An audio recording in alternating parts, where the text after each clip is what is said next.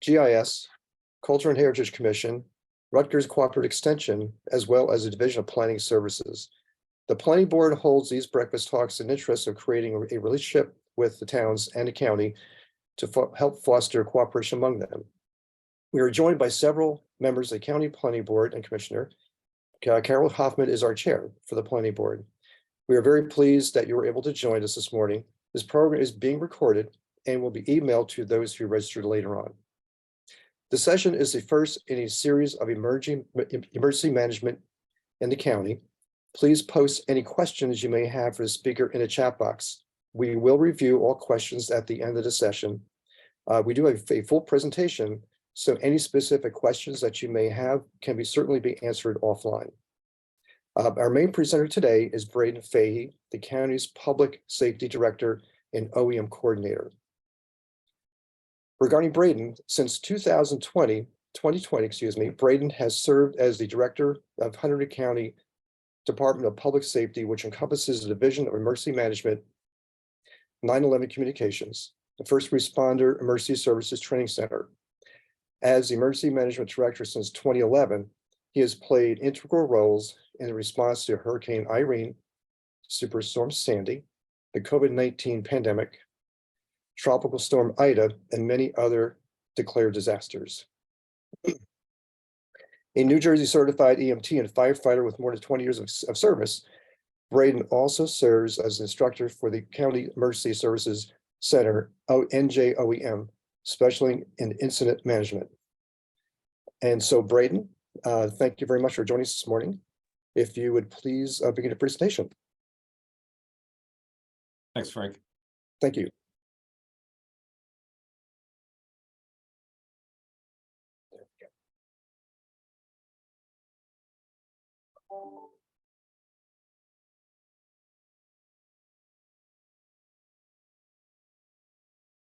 Everybody can see that, correct? Yes, thank you. Okay. Thanks, Frank, and thank you all for joining. Appreciate Frank for that introduction. As Frank said, my department is responsible for the Emergency Management Division, the 911 Communications Division, and also the First Responder Emergency Services Training Center. Our 911 Center was the first countywide dispatch center when it became active in 1977. We're the primary public safety answering point for all 26 municipalities, including those that are serviced by the state police for law enforcement services. We take the 911 calls here, and if necessary or applicable, we'll transfer them out to the state police for their response from there. But we dispatch for over 60 agencies, and we work closely with all facets of emergency response.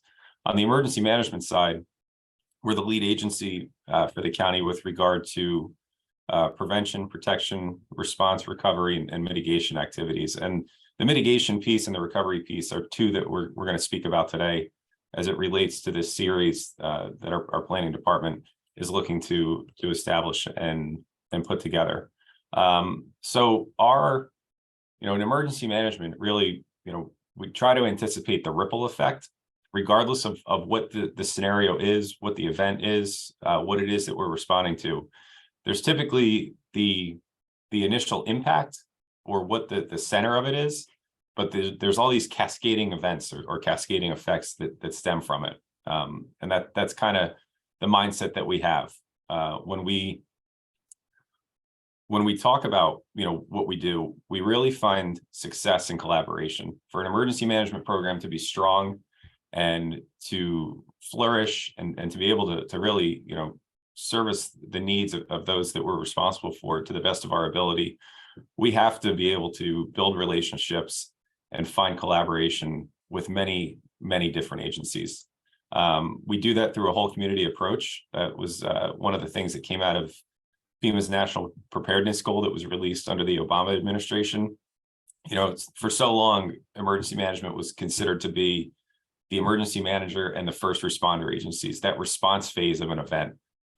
But we found, really to respond effectively and to recover effectively, we need the buy-in from everyone, from organizational and community leaders and nonprofit organizations. our elected officials, other government representatives, government officials in various departments and agencies, and then also our citizens. You know, they can be their first line of defense on their own. And why do we bring all these people together? Because I know what I know, but I don't know everything, and you know, none of us do. So when we bring these stakeholders together, we start to understand what the complexities are that exist in our community. We recognize capabilities that are out there that we may not have otherwise, you know, tapped into or found. We want to foster relationships with those that lead in our community in many different ways, build and maintain partnerships, and then leverage and strengthen, you know, our infrastructure and our assets as well. And we really saw that during the COVID-19 pandemic. So the county's emergency operations plan, and we'll speak to EOPs shortly, is 19 individual emergency support functions. And so, but from those 19, you know, you take one of our ESFs being human services. If you look at all the support agencies that you know, lend assistance to our human services mission, we quickly expand to dozens and dozens of agencies that we've brought to the table to help us, you know, manage these events or recover from, you know, not just the pandemic, but something like Ida as well. The case study of the COVID-19 pandemic, obviously there was work to be done in the response element, making sure that PPE was, you know, readily available to first responders and those in the healthcare setting. You know, we looked at the healthcare system as this continuum from the time that somebody would call 911 till the time that they were discharged from the hospital. Every person that's involved in that response plays a role, and we need to make sure that we can maintain the continuity of that system. And so, you know, we focused on early on, how do we keep our workforce in place? You know, we staggered our dispatchers in the 911 center. We made sure that they were 6 feet apart and had barriers and PPE and things like that. And then, you know, we looked to the law enforcement side. What would their response be? They typically respond to medical emergencies in this county along with our EMS partners. We made sure that they had the guidance and PPE that they needed, the guidance and PPE that EMS needed. You know, early on, we were lending large quantities of PPE to the healthcare system, to Hunterdon Medical Center, and helping them fulfill that need. We also worked closely with our long-term care facilities. So, you know, and that's only one piece to it. You know, simultaneously, we were working through the schools. Even when the schools closed, they still had an obligation to provide meals to a certain, you know, demographic of students. And so that was, you know, somewhat foreign to them. And how can we lend logistical support, having experience in running points of distribution, to pull that off? You know, the mental health aspect of it, all these different facets of the response that come together to build cohesion. Emergency management, you know, worked closely with our partners in health to make sure that we were able to bring the necessary players and the key stakeholders to the table to facilitate the response and recovery to the best that we were able. Hunterdon County Emergency Services as a whole has really evolved in the last, you know, really in the last 5 to 10 years, but certainly in the last, you know, 20 to 30 as well. Whereas we saw volunteer organizations for decades that were able to meet the need, more and more we've seen, you know, on the EMS side, first we saw paid staff, you know, employees being hired by our EMS agencies. And more recently, in the picture that's on the screen, we've started to see regionalization among agencies. You know, the Clinton First Aid and Rescue Squad initially merged with Highbridge, and now, as you see there, they've brought Hampton into the mix. And why? Because the volunteer pool is not there anymore. You know, what was at one point something that might be managed by a single agency, through the complexities that we're seeing in the response, but also through staffing issues, we're seeing that need to work together and that need to pool resources from different municipalities to achieve a common goal. When we look at, you know, some of the plans that we have in place, we see that on the left side of the screen, that's our EMS MCI plan, an example of that. So if we had, you know, an incident that involved 5 to 9 patients, we're minimally looking at 5 agencies from different municipalities to help us mitigate that situation. On the flip side, the table on the right is reflective of our mutual aid firebox plan. And so, everywhere that you see a 1 down the left side of the column, that's an individual unit or agency that's going to come and go back to 20 or 30 years, where it may have just been one fire department that was alerted for that fire. Now, again, because of complexities and advancement in managing the incident, but also a staffing issue, we're seeing, minimally in this instance, somewhere around.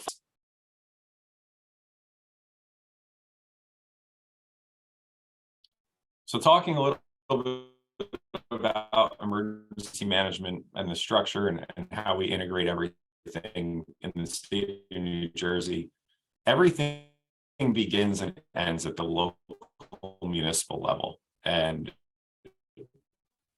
every municipality has a municipal emergency management program, municipal OEM coordinator.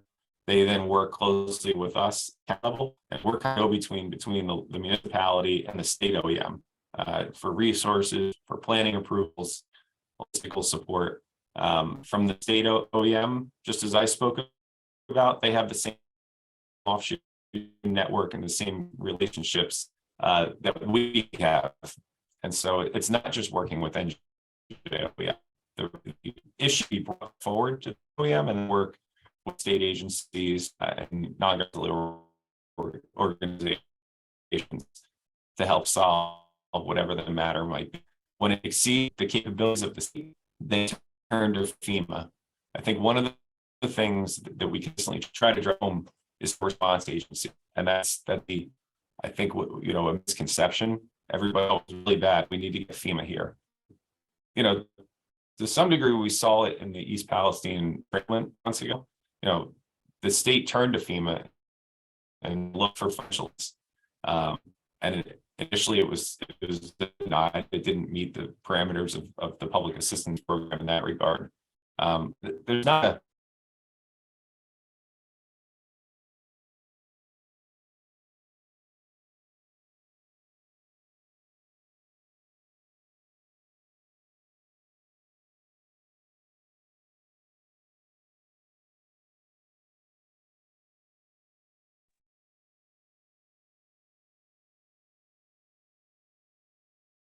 we good, Frank? Yep, I think we're good now. Yep. So I don't. I think it's. Yeah, we're having an issue with seeing this. Oh, there we go. Okay.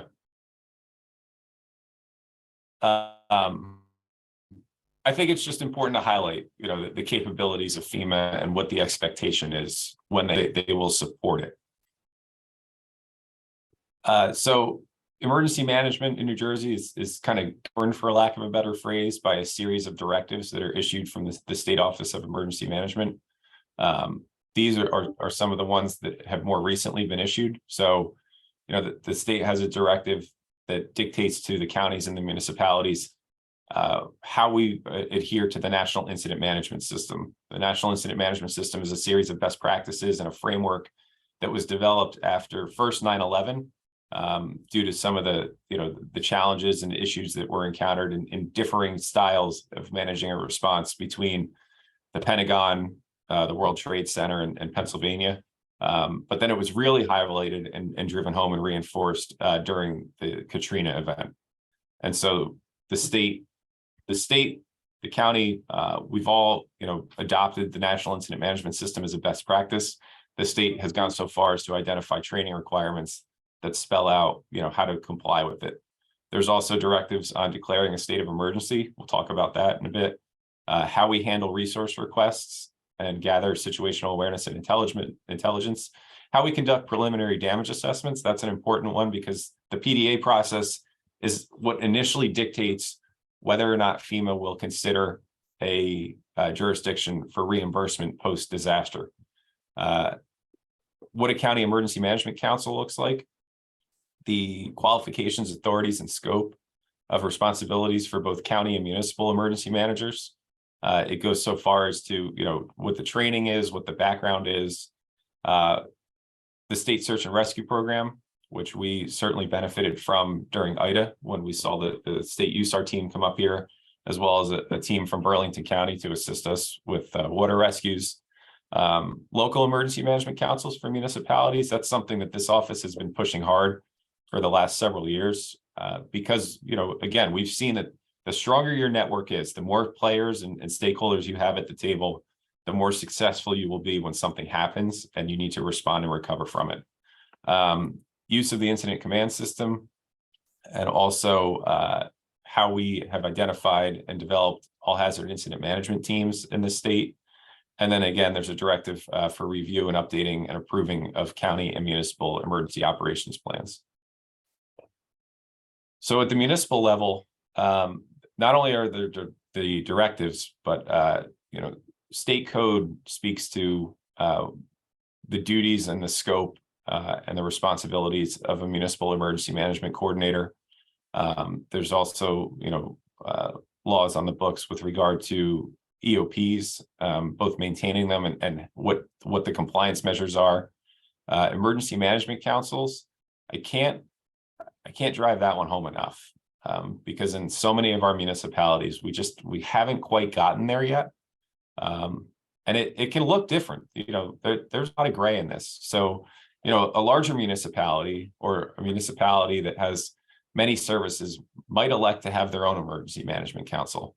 Whereas if it's a municipality that perhaps they have shared services with things like public works or other, traditional departments, but also maybe they rely on emergency services that aren't based in that municipality, municipalities can come together and form one emergency management council.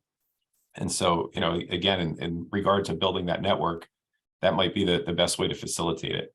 Conversely, we've seen a lot of work being pushed by the state with regard to local emergency planning committees, LEPCs. That's different from the council. Those are strictly, it's really a hazmat focus. We're looking at facilities that exist in different areas that meet a threshold of hazardous materials that require a response plan to dictate how we as the outsiders essentially would deal with an issue at that facility. We as the county have recently been identified as a planning district, and we've elected, instead of having all of our municipalities, however many that came out to, I don't recall, instead of having each of them develop an LEPC and a plan and such, the county has taken on, again, as a kind of a shared service, that we would form the LEPC, and we'll bring the municipal OEMs into it, and we'll form essentially a base plan or a template that can be used across the county. But it's important to note that the two are not interchangeable. There's emergency management councils and their LEPCs, and they are different.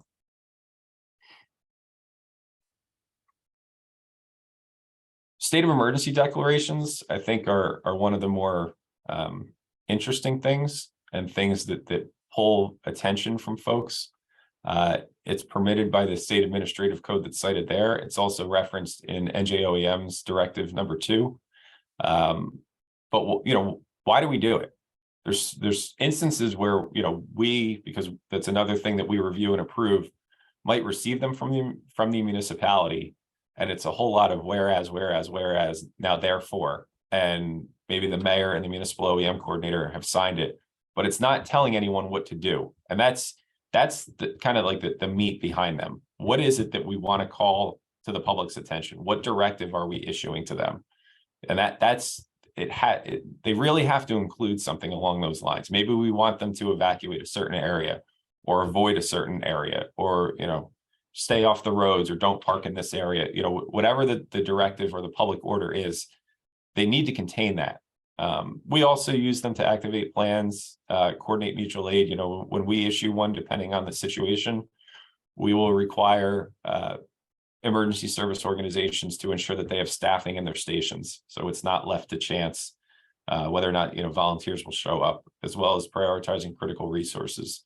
One of the common myths or misconceptions is it's not required to seek or be eligible for federal funds post-disaster. So again, you do not have to declare a state of emergency to be eligible for FEMA reimbursement should something happen. along those lines, when we do issue a state of emergency or something to that effect, a notice to the public, our first line of defense or our first mechanism to do so is the county's community alert system. And we would appreciate any support that can be rendered to us with regard to pushing this system out to the public. So, if municipalities would be willing to link it to their websites or social media channels, things like that, we can allow the residents to register unlisted numbers, cell phones, email addresses. They can go in and create their own profile and manage what they receive and don't receive. But this is the platform that we rely on. And so, we'll use it if there's a threat of a flood. We'll use it for something like that.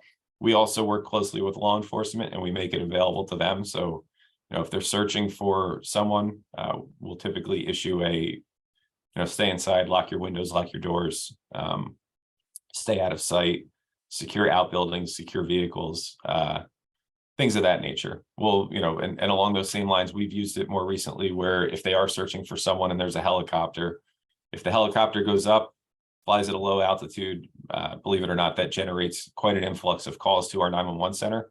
We'll try to get out ahead of it to give the public a synopsis of what it is that's happening. And you don't need to call 911 to figure it out. That's one of the key functions of emergency management is if our 911 center is being inundated, how do we take that burden off of them? Because we want to maintain the 911 system for what it's intended for. So again, there's a link on our website for the public to go and register for an account, enter their information and manage what they receive and how they receive it. And if any of the municipalities are willing to assist us in sharing that and making that more available, we'd be very appreciative of it.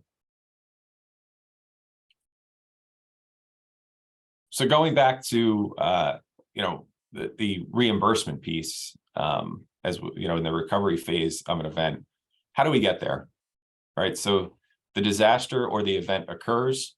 We take a quick look at what it is that transpired in initial damage assessment. Everything is driven in this instance, the Stafford Act process, FEMA's reimbursement program is driven by per capita thresholds. So if there's an event, a flood or something like that, the county has to meet a certain dollar figure in damages. And that's roughly hovered around 500,000 in the last few years. But then we also take that per capita number and multiply it across the state's population as well. So it's population based. So ours might be 500,000. The state's is somewhere around 16 million. So if, and that's, again, that case study out of East Palestine with the train derailment. I don't know what their, overall costs were, but if that were to happen here, not only does the county have to satisfy 500,000 because that event is so localized and so centralized to that point, that $16 million number would have to be achieved in this county by itself to trigger the public assistance program. So we do an initial damage assessment, we get an understanding of what it is, then we conduct joint preliminary damage assessments with NJOEM and FEMA to really come in. FEMA validates what it is that we reported, and they make a determination as to whether or not they feel that we qualify for it. If we do that guidance is provided to the governor, who has to make the request to the president that whatever the area is be considered a disaster declaration. The funding becomes available. Public assistance is what most of the municipalities are familiar with, and we'll go through exactly what those categories are. Individual assistance is what's rendered to homeowners and the private residents, and then hazard mitigation funds typically come with a public assistance declaration as well. I believe it's 15%, 1.5 of the overall allocation in public assistance money to the state. So once all these things happen, if it's found that we achieve it, the president grants the disaster declaration, and then the process really kicks off. We're then advised that we can file a request for public assistance. There's a call with FEMA to gather and understand exactly what it is that transpired. The recovery scoping meeting looks at what the anticipated projects are. So if it's road damage, they're going to want to know where, how much, what it's estimated at, really a detailed overview of at this location, this happened, at this location, that happened.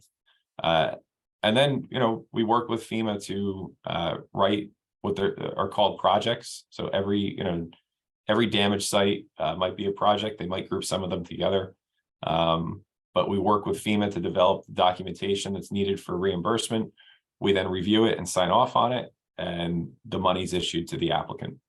And the process is the same, whether it's the county or the municipality. So again, from the public assistance program, there's 4 basic components of eligibility: who the applicant is, and you can see it on the screen there. The latter part, the certain type of private nonprofit organizations, that really speaks to, we can get creative in that sense. So many of our EMS agencies, some of our first responder or fire department agencies are private nonprofits. They can be their own applicant with FEMA. And more over the years, we've seen that start to happen.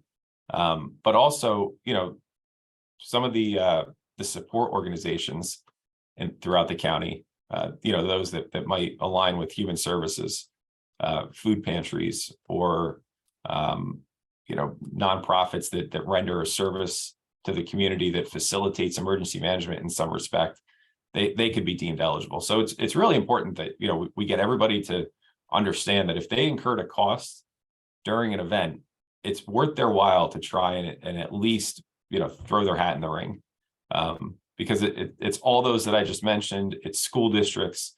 There's an opportunity to recover quite a bit of the cost that was outlaid. When we talk about a facility, it must be a building, public works system, equipment, or improved and maintained natural feature. Work is either categorized as emergency or permanent. We'll talk about that a little bit more. And then costs are tied directly to the eligible work. Obviously, documentation. The only piece that's not explicitly outlined there that should be is legal responsibility, legal authority or legal jurisdiction over what the matter is. So again, when we talk about emergency work versus permanent work, this is how FEMA views it. Categories A and B, debris removal and emergency protective measures, they're viewed as emergency work. Emergency protective measures are kind of like a catch-all. So if a police department, scheduled more officers and incurred overtime to respond to an event, that is the mechanism in which they could pursue reimbursement of that overtime. They could also pursue reimbursement of their vehicle costs, any damage that was done to those vehicles, things like that. And then obviously permanent work, categories C through G, that's a large, that really encompasses just about any public facility that we could really, that we could consider. On the public side, on the individual assistance side, the most common program is the individuals and household assistance program. It provides financial assistance and direct services to those that are deemed eligible, but it doesn't substitute insurance, and it's not going to compensate for all losses caused by a disaster. And I think that's, again, a misconception or maybe just a misunderstanding, or there's just a lack of awareness as to what the program is from the public. We look at it, and it's, people, they struggle with it in many instances, trying to get a hold of FEMA and trying to, submit their application and things like that. Even once they work through the process and the programs, they're oftentimes shocked by exactly what the payout is. And that's just because of that. It's not to substitute for insurance. It's not going to compensate for all claims. There could be a home that's substantially damaged, and they might see 30,000 paid out to them, but the estimated damage could be worth 3, 4, 5, 6 times that. And it's really, it's a letdown and a smack in the face to the resident who thinks that this is going to be what carries them through. Some of the types, they need to first apply for a small business loan. And all these programs kind of work together. So, there's the SBA comes in and they make their programs available. FEMA comes in and they make their programs available. It's just important to understand the process, and that, there's first you have to apply here, and then if there's a denial, you have to apply there. And it also includes the residents need to track their insurance, and FEMA is going to ask for, denials within their policy. And it's not a quick fix. It's not a quick program. People think that when we bring FEMA to town after an event, that they're truly, issuing checks on the spot. That unfortunately is not the case. But it's important that there's an understanding and a general awareness of what these programs are. So we talked about, what happens in the response. We just talked a little bit about the recovery. How do we make things better? How do we become more resilient? And how do we mitigate against anticipated effects or the effects that we've already encountered? Our hazard mitigation plan, again, is a shared service between the county and the 26 municipalities. The county takes the lead on the planning effort, and we bring our municipalities to the table. So every jurisdiction can benefit from mitigation opportunities that are out there. If we didn't have this model to qualify for any mitigation funds, every municipality would have to develop their own plan, have it approved by FEMA, and have it on file. So our plan contains analyses of a variety of issues and hazards, from earthquakes to pandemics to tornadoes, hurricanes, winter storms, dam failures. And then from there, the second volume to the plan is a specific mitigation strategy for each municipality, and the plan's available on our website. So this is, kind of a look at how we view it. The first row that you see, we're talking about stormwater infrastructure being an issue, and we identify 2 locations, that are an issue on county roads that we would like to see mitigation money applied to hopefully lessen the impacts. It goes, so far as to outline who the lead agencies might be, the federal funding sources or local funding sources that could support that or help facilitate it, what we want to come from it by doing this project, and then, estimated costs, how soon we think we can get it done, and we rank it by priority. And again, every municipality has completed one of these worksheets for their jurisdiction. So in that regard, how do we get there? And that there's a variety of federal programs that can lend to it. So FEMA has 2 different programs. This is 404 mitigation, the hazard mitigation grant program. The other is 406 mitigation. And again, so the 404 program is a program in which we take the mitigation plan, we identify those threats and those hazards, and we start to develop projects on a day like today that we hope to pursue funding for. And we would go through the 404 program to try and get funding for those. The 406 mitigation program, when we talked about mitigation money coming when a public assistance declaration is issued, again, after the event, that's where 406 kicks in. So the public assistance program only allows jurisdictions when we do, work on roads or culverts or, waterways, things like that. We can only restore them to the pre-event condition. We can't do anything to enhance them to be more resilient without looking into this 406 program. And it works in tandem with public assistance. It's an offshoot of public assistance that focuses on mitigation. And so, if you have an area that repeatedly floods, or, an issue where maybe, the road can be elevated or something like that, this is the conversation to have with FEMA when you're going through and identifying those damages and costs that you want to recover post-event. It shouldn't just be, let's restore it to the state that it was in. Let's figure out how we can be more resilient and, talk to FEMA and say, yeah, certainly we made some emergency repairs to make the road operational. But we think, if we do X, Y, and Z, it's going to alleviate a concern in the future.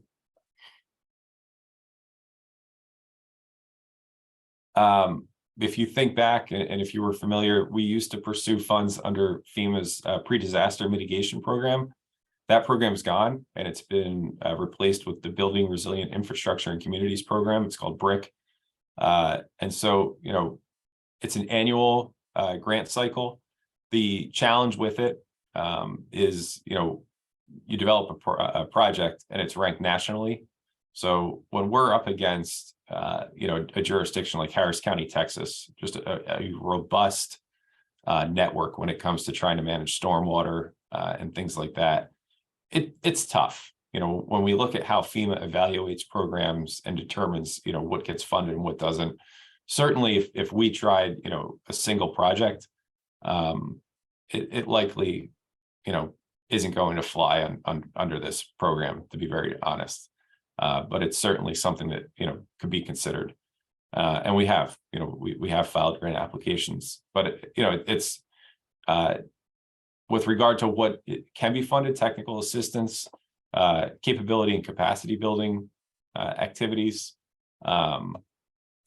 mitigation projects, as I said.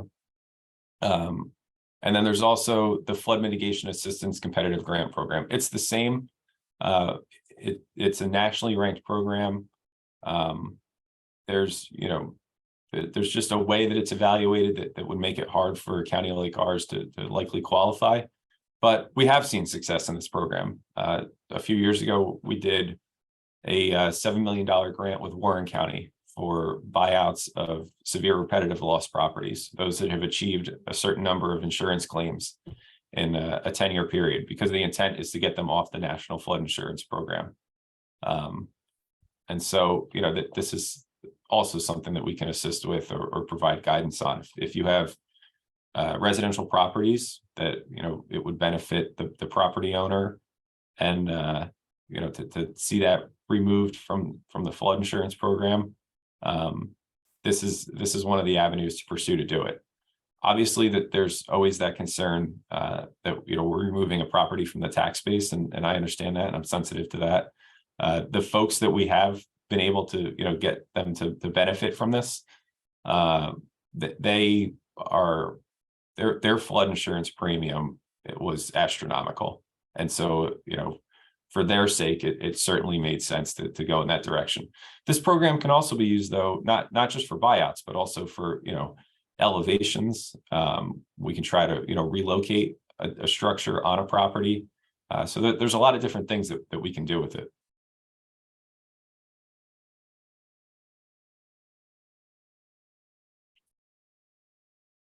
I think one of the things that we struggle with are the financial impacts of disasters to public organizations, to public entities.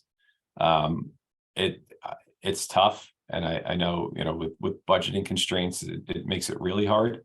But one of the challenges that we consistently face is the reality of disasters cost money, and especially for government to try and deal with as the picture shows, something like Ida, where structures were washed away and the debris was just amazing. It's just a fact of life, and it's just a reality of it, and it lends to trying to develop bonds and partnerships and working together in that collaborative effort, because one of the most difficult things is that debris management, right? So when we think about that ripple effect, the initial impact would be the flood and everything that comes from it, water rescues and loss of life, and immediate housing needs. And then when we look at maybe the first ripple from that, as we move through to the recovery phase, debris management is one of the first things that should come to mind. And truly managing debris is a conversation that should be had with that OEM council once again on a day like today, because when there's such an astronomical amount of debris as reflected in this picture from Lambertville, it's not just an eyesore. it truly poses public health and safety concerns. It becomes a traffic issue, and having to clear right of ways, it becomes a public health issue and breeding disease and illness. And so it's an expensive undertaking as well. So identifying how to pay for it and how the removal will occur, and how to do it in a way that FEMA will reimburse for it, because there's a lot of different nuances in what can be reimbursed and what can't, and debris on public property versus private property and things like that. And so one of the things that needs to happen is every jurisdiction should know where they're going to temporarily store debris when one of these events occurs. Obviously, if it's residential debris that's been brought out to the right of way, that's one thing. But if we are trying to gather the debris and store it at a location, you're going to have to file a temporary debris management area with the State Department of Environmental Protection. And again, it's one of those things that's not really understood. In some areas, it's also not always considered, but it's one of those things that we can do ahead of time. We've been trying as the county to know where in each municipality, where's your temporary debris management area. So if something does happen, we can quickly trigger it. Maybe the paperwork's even already filled out, and we're off to the races within that first 12 hours or so to get ahead of it. And if there's a toolkit on the state DEP website, both our department and the health department can lend some guidance in planning for this, and we're happy to do so if there's interest. So again, I think if there's one thing that I can drive home in the 12 or 13 years since I've been the coordinator, I've been with the county OEM for over 18 years now. True success is found in collaborative efforts, and that's what an emergency management program needs to be. It has to be, building out the network. It can't just be a small group of people. It's the larger we make it, and it's got to be manageable, but the larger we make it and the more agencies and stakeholders that we bring in to speak to all these different elements and facets of the community and can serve different demographics within, certainly the more successful, we're going to be. And so, we're here. Our office can help build, relationships in any municipality.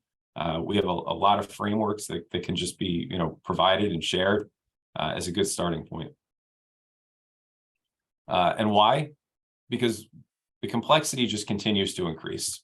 As I said at the beginning, we're seeing these active shooter or active killer events unfortunately on just a remarkable consistent basis. And so, that's a multi-agency response. It's also a long-term recovery. The response phase is what gathers press attention. But that, just like anything else, that doesn't just stop and go away once the press coverage ends. There's a network of services that community is going to need as we kind of move on in the months and years ahead from that. Ida was remarkable. It was unprecedented for its time, and it's likely not the last time that we see something like that. And so, we need to be leaning forward. We need to be leaning into what the next challenge is and what the next issue is. And so, it's building those relationships and having that collaboration that's going to facilitate an effective response for us in the future. So if there's anything that I can lend, any guidance, or if you want to have a further discussion or any assistance that we can offer to your municipal emergency management program, we're happy to do that. We have a great relationship with all of our coordinators. But with regard to building out relationships within each municipality, we're happy to facilitate whatever we can. So I thank you for your time. If there's any questions, I'm happy to field them at this point.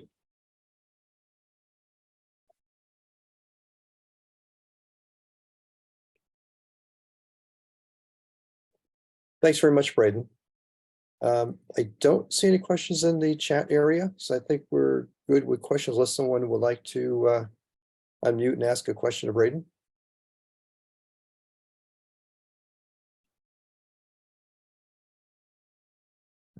If No questions. I want to thank everybody for attending our breakfast talk this morning.